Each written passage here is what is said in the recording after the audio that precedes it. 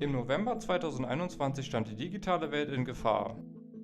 Die Sicherheitslücke namens Log4Shell machte plötzlich fast jedes IT-System im Internet angreifbar. Passwörter, Finanzdaten und kritische Infrastrukturen standen auf dem Spiel. Und ausgerechnet Minecraft spielte eine entscheidende Rolle dabei, dass diese Sicherheitslücke entdeckt wurde. Wie konnte ein Videospiel so entscheidend für die globale IT-Sicherheit sein? Billionen an Passwörtern, Wertpapieren und Kryptovermögen im Wert von Milliarden Euro drohten gestohlen zu werden. Und das alles wegen eines winzigen Tools namens Log4j. Eigentlich ein simples Werkzeug zur Protokollierung von Ereignissen, das Entwicklern hilft, Fehler in ihren Systemen zu finden. Doch dieses kleine Tool wurde zum Generalschlüssel für Hacker. Um zu verstehen, wie gefährlich Log4j wirklich war, müssen wir uns an den Ort begeben, an dem das Chaos seinen Lauf nahm. Die Minecraft-Firma Mojang. Minecraft ist nicht nur ein Spiel, es ist eine der komplexesten Java-Anwendungen der Welt. Und genau hier passierte das Undenkbare. Anfang Dezember 2021 verbreitete sich das Gerücht in der Community. Angeblich reichte eine einzige Nachricht im globalen Chat, um einen Server komplett zu übernehmen. Zuerst dachten viele an einen schlechten Scherz, doch dann tauchten die ersten Beweise auf. Auf dem berüchtigten Anarchie-Server 2B2T, auf dem es ohnehin keine Regeln gab, wurde die Lücke sofort als ultimative Waffe eingesetzt. Das Absurde daran, man musste nicht einmal einen Link klicken, es reichte völlig aus, dass die Nachricht in deinem Chatfenster erschien. Weil Minecraft Log4j nutzt, um den Chatverlauf zu protokollieren. Sobald der Server oder dein eigener PC versuchte, diese Nachricht in die Logdatei zu schreiben, wurde der Schadcode im Hintergrund bereits ausgeführt. Stellt euch das mal bildlich vor. Du spielst friedlich in deiner Minecraft-Welt und plötzlich öffnet sich auf deinem echten Desktop der Taschenrechner oder der Browser. Das war der Moment, in dem den Spielern klar wurde, das ist kein Ingame-Troll. Mein gesamter Rechner ist gerade offen, wie ein Scheunentor. Die Situation eskalierte so schnell, dass große Servernetzwerke wie Hypixel panisch ihre Pforten schließen mussten. Die Administratoren standen vor einem Rätsel. Wie patcht man ein Spiel, das Millionen von Menschen auf tausenden verschiedenen Versionen spielen? Mojang musste innerhalb von Stunden ein Sicherheitsupdate erzwingen. Sie mussten die Art und Weise, wie Java den Chat verarbeitet, komplett umkrempeln. Aber das Problem ging noch tiefer. Es betraf nicht nur die offiziellen Versionen. Die gesamte Modding-Szene, Forge, Fabric und hunderte von Modpacks, sie alle waren plötzlich hochgradig giftig. Wer ein altes Modpack startete, das noch eine veraltete Version von Log4j enthielt, lieferte sich schutzlos jedem aus, der die IP des Servers kannte. Dieser Minecraft-Hack war der ultimative Beweis für die Cybersicherheitswelt. Er zeigte, wenn ein 12-Jähriger in einem Videospiel durch eine Textzeile einen Server in die Knie zwingen kann, dann können Geheimdienste und Profi-Hacker damit das gesamte Internet lahmlegen. Minecraft war sozusagen der Patient Null der Log4j-Epidemie. Es war die Warnung, die die Welt brauchte, bevor die Angriffe auf Banken und Regierungen richtig losgingen. Jegliche Online-Aktivitäten waren ab jetzt nicht mehr sicher. Das Bundesamt für Sicherheit in der Informationstechnik, das BSI, rief die Alarmstufe Rot aus.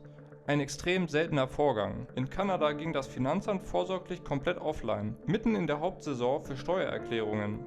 Warum? Weil sie wussten, dass sie Log4j nutzen, aber nicht wussten, ob sie bereits infiltriert waren. Es war eine digitale Ausgangssperre. Doch es traf nicht nur Behörden.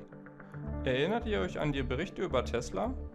Forscher fanden heraus, dass man durch die Log4j-Lücke potenziell Zugriff auf die internen Systeme der Fahrzeuge oder die Ladeinfrastruktur bekommen konnte. Auch Tech-Giganten wie Apple, Amazon und Twitter, heute X, mussten in einer beispiellosen Notfalloperation ihre Serverfarmen absichern. Die wirtschaftlichen Schäden gingen in die Milliarden. Aber nicht nur durch gestohlenes Geld, sondern durch den sogenannten Produktionsstillstand. Fabriken, deren Logistiksoftware auf Java basierte, standen plötzlich vor der Wahl. Das Risiko eingehen, gehackt zu werden und vielleicht die Kontrolle über die Maschinen zu verlieren oder die Bänder komplett zu stoppen. Viele entschieden sich für Letzteres. Und dann war da noch die dunkle Seite des Internets. Die Sicherheitsfirma Checkpoint meldete, dass Hacker innerhalb des ersten Tages versuchten, über 40% aller globalen Unternehmensnetzwerke anzugreifen. Es war wie ein digitaler Goldrausch für Kriminelle. Sie installierten massenhaft Ransomware.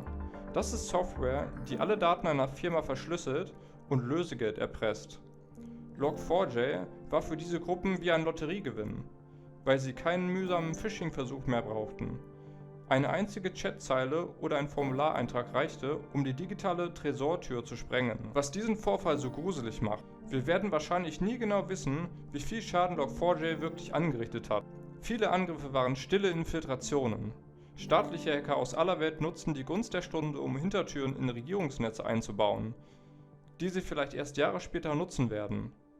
Log4j hat uns schmerzhaft gezeigt, in einer vernetzten Welt kann ein Fehler in einem kleinen kostenlosen Programm die gesamte Weltwirtschaft für Tage zum Stillstand bringen. Wie funktionierte der Hack? Es ist erschreckend simpel. Jedes Mal, wenn du etwas in ein Eingabefeld tippst, etwa deinen Benutzernamen oder eine E-Mail-Adresse auf einer Webseite oder in einer App, schreibt Log4j diesen Inhalt in eine Protokolldatei. Das ist der Standard. Gibt man dort jedoch einen speziellen Befehl ein, wie zum Beispiel env.path, schreibt Log4j nicht nur den Text, sondern liest den Dateipfad des Servers aus und loggt diesen mit. Das ist noch relativ harmlos. Die Katastrophe beginnt bei der sogenannten JNDI-Unterstützung. JNDI steht für Java Naming and Directory Interface. Es erlaubt einer Java-Anwendung, Objekte aus einer anderen JVM über das Internet nachzuladen. Ja, auch wie bei NSXPC. Durch die Eingabe dieser URL passierte Folgendes. Log4j erkennt den Befehl im Eingabefeld. Anstatt den Text einfach nur zu speichern, kontaktiert die Anwendung den Server hinter der angegebenen URL. Der Server hinter der URL unterstützt das JNDI-Protokoll, so in etwa wie das HTTP-Protokoll, und gibt als Antwort das gefragte Java-Objekt, das in die JVM nachgeladen wird. Die Funktionen dieses heruntergeladenen Objektes werden aufgerufen und die Schadsoftware ausgeführt. In den allermeisten Fällen werden externe Skripte installiert. Von hier an ist alles möglich. Bitcoin-Miner, Keylogger, der die Daten der Person speichert, die auf der Tastatur eingegeben werden. Die Möglichkeiten sind grenzenlos. Auch heute noch sind schätzungsweise 25% bis 30% der Instanzen weltweit nicht abgesichert. Warum? Weil Log4j oft in Geräten steckt, an die niemand denkt. In Industriesteuerungen, alten Druckern und internen Systemen, die nie ein Update erhielten. Sicherheitsforscher beobachten, dass staatliche Hackergruppen aus fernen Ländern die Lücke immer noch nutzen, um in Netzwerke einzudringen und dort schlafende Zugänge zu legen. Sie warten Monate oder Jahre, bis sie zuschlagen. Log4j war ein kurzes Gewitter. Es war ein strukturelles Erdbeben, dessen Risse wir noch in 10 Jahren spüren werden. Das alles funktionierte ohne jegliche Passwörter oder Authentifizierung. Ein einfacher Text in einem Chat oder in einem Kontaktformular genügte. Einmal im System konnten Angreifer alles tun: Kryptominer installieren, Passwörter stehlen oder ganze Netzwerke lahmlegen. Da Log4j eine der populärsten Bibliotheken der Welt ist und in hunderten Millionen Geräten steckt, vom Smart-Kühlschrank bis zum Enterprise-Server, war das Ausmaß beispiellos, dass selbst Laien ohne tiefes Wissen zum Angreifer werden konnten. Dass das Internet nicht auf massivem Beton gebaut ist, sondern auf einem wackeligen Kartenhaus aus Code, das oft von Menschen in ihrer Freizeit zusammengehalten wird. Wir leben in einer Welt, in der eine einzige Zeile Text in einem Minecraft-Chat ausreicht, um das Finanzsystem oder die Stromversorgung ins Wanken zu bringen. Die Frage ist also nicht, ob der nächste große Bug kommt, sondern nur wann. Und ob wir dieses Mal besser vorbereitet sind. Was denkt ihr? War Log4j nur die Spitze des Eisbergs? Glaubt ihr, dass unsere Infrastruktur heute sicher ist? Oder warten wir da noch viel größere Zombie-Lücken in unserem Code, von denen wir noch gar nichts wissen? Bis zum nächsten Mal. Bleibt sicher online und offline.